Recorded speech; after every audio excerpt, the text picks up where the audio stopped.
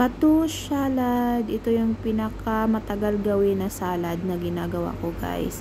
So, ito yung mga ingredients. Hindi ko na ipapakita kung paano ko ito prepare.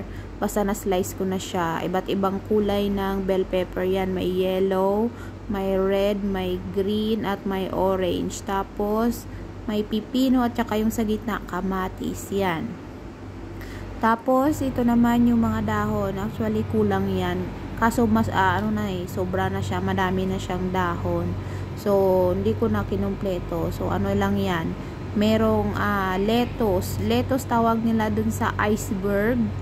Yung bilog na parang repolyo, guys. Tapos, ayan, may siya. Yan yung hairy tawag dito. Hindi ko alam sa English.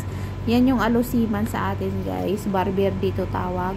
Tapos, merong dahon ng mint yan sa gitna. Tapos, yung isa is, hindi ako sure kung bay leaf ba yan o basil.